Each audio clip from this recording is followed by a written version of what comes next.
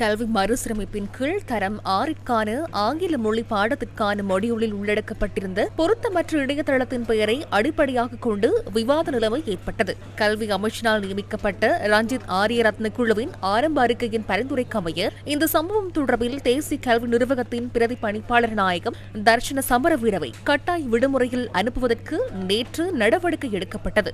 அவர் குறித்த நிர்வாகத்தின் மொழி மற்றும் சமூக விஞ்ஞான பீடத்திற்கு பொறுப்பாக செயற்பட்ட பிரதி பணிப்பாளர் நாயகமாகும். அவரின் கீழ் கடமையாற்றிய ஆங்கில மொழி பிரிவின் அதிகாரிகள் இருவரும் பணியிடை நீக்கம் செய்யப்பட்டனர். தேசிய கல்வி நிர்வாகத்தின் கட்டுப்பாட்டு சபையினூடாகவே இந்த ஒழுக்காற்று நடவடிக்கை எடுக்கப்பட்டது. தரம் 6 ஆங்கில மொடியூலுக்கு பொருத்தமற்ற இணையதளம் எவ்வாறு உள்ளடக்கப்பட்டது? ஆங்கில மொடியூலில் 47வது பக்கத்தில் படி எனும் சொல் உள்ளடக்கப்பட்டுள்ளது. இந்த படி எனும் சொல்லுக்கு முன்பாக மற்றொரு பகுதியும் உள்ளடக்கப்பட்டுள்ளது. அதனால் அது இணையதளமாக பெயரிடப்படுகிறது. எவ்வாறாயினும் இந்த படி எனும் சொல் 2015 கல்வி மறுசீரமைப்பின் கீழ் அறிமுகப்படுத்தப்பட்ட தகவல் தொழில்நுட்ப புத்தகத்திலும் இவ்வாறானதொன்று உள்ளடக்கப்பட்டிருந்தது. எனினும் அது இணையதளமாக பதிவு செய்யப்படவில்லை. எனினும் இந்த படி எனும் சொல்லை ஷேர் செய்தால் அது தொடர்பான அனைத்து இணையதளங்களும் காண்பிக்கப்படுகிறது. அதனால் அன்று எதிர்ப்பு வெளியிடப்படவில்லை. எனினும் இந்த இணையதளத்தின் பெயர் உள்ளடக்கப்பட்டுள்ளமை தவறானது. அதனால் நாம் அதனை கண்டிக்கின்றோம். தேரர் ஒருவர் ஊடகங்களிடம் குறித்த இணையதளத்தின் பெயரை குறிப்பிட்டார். அந்த இணையதளம் தொடர்பில் முழு நாட்டுக்கும் சமூகத்துக்கும் தெரியப்படுத்தினார். அதன் பின்னர் இணையதளம் இவ்வாறாக தேடப்பட்டது. அதற்கு ஊடகங்கள் முன்னர் அது அறிவிக்கப்பட்ட பின்னர் இது வேகமாக அதிகரித்துள்ளது. இந்த நிலைமை மிகவும் மோசமான நிலைமையாகும். இணையதளத்தின் பெயரை குறிப்பிட்டு அதனை வெளிப்படுத்தியமை குறித்து விசாரணை நடத்த வேண்டும்.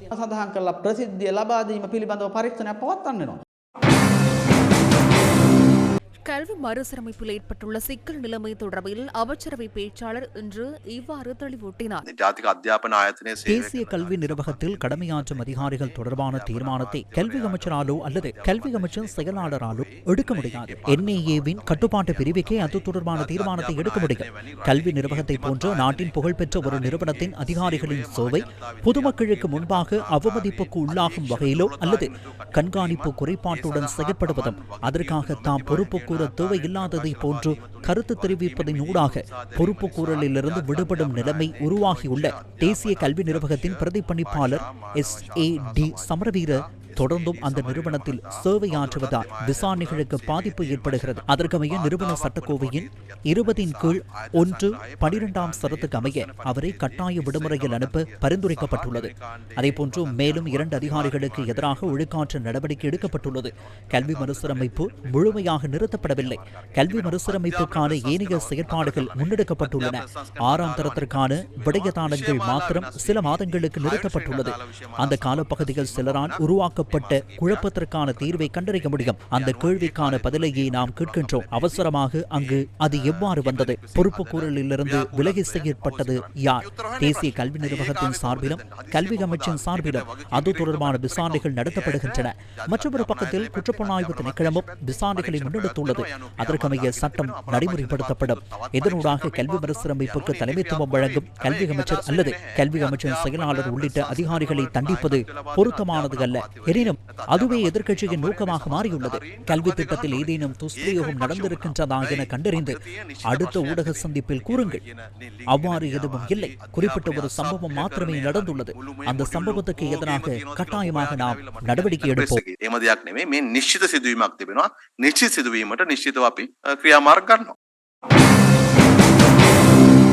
கல்வி மறுசீரமைப்பு தொடர்பில் இன்றைய பாராளுமன்ற அமர்வில் கருத்து தெரிவிக்கப்பட்டது. மொடியூலில் உள்ள பிழைகளை திருத்தி கல்வி மறுசீரமைப்பினை உடனடியாக நடைமுறைப்படுத்த வேண்டும் என எதிர்க்கட்சியின் சில பாராளுமன்ற உறுப்பினர்கள் தெரிவித்தனர். இந்த இணையதள விவகாரம் எமக்கு முக்கியமில்லை. யாராவது தவறு செய்திருந்தால் அவர்களை விரட்டிவிடுங்கள். அதையும் தாண்டி செல்ல வேண்டும். இவற்றை முன்னெடுக்க வேண்டும். இதனை தள்ளி போடாமல் தவறு இடம்பெற்றுள்ளது. அதனை திருத்தி தொடர்ந்து முன்னெடுப்போம் என்று தைரியமாக மொடியூலை மாத்திரம் மாற்றினால் போதாது. நீங்கள் குறிப்பிட்டதை போன்று ஆசிரியர்களுக்கு பயிற்சி அளிக்க வேண்டும். தொழில்நுட்பத்தை கொண்டு வர வேண்டும். தவணை முறையில் எமக்கு எவ்வித பிரச்சனையும் இல்லை. அவ்வாறே நடைபெற வேண்டும். மனப்பாடம் செய்ய தேவையில்லை.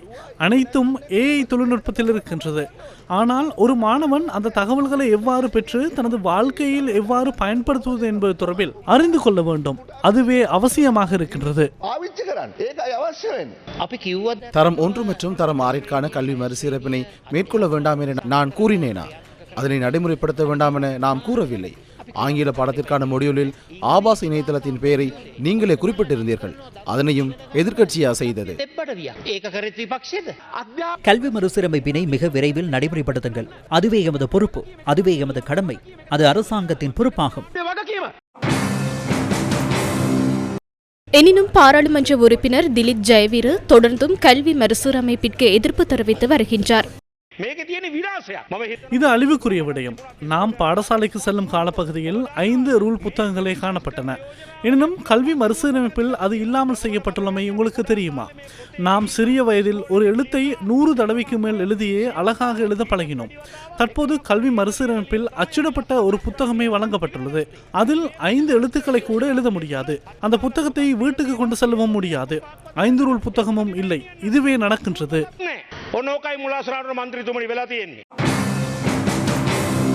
ஆளும் கட்சி பாராளுமன்ற உறுப்பினர் லக்ஷ்மண் நிபுண ஆராய்ச்சி திலீப் ஜெயவீரவுக்கு இவ்வாறு பதிலளித்தார். පස්වූල් පොත විතරක් නෙමේ ගරු මන්ත්‍රීතුමනි සභාපතිතුමනි අපිට තිබ්බ ගල්ල 5 ரூல் கோப்பி மாத்திரமல்ல, ஸ்லேடும் காணப்பட்டது. ஸ்லேட்டில் எழுதினோம் என்பதற்காக இந்த தலைமுறைக்கும் ஸ்லேட்டை சேர்க்க வேண்டுமா? முன்னைய தலைமுறையை விட தற்போது உள்ள தலைமுறை முன்னேறியுள்ளது.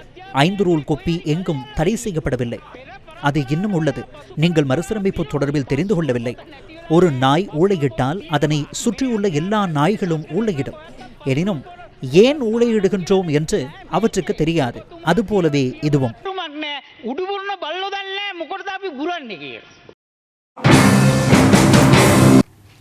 கல்வி சீர்திருத்தம் என்பது முக்கியமாக இடம்பெற வேண்டிய விடயம்.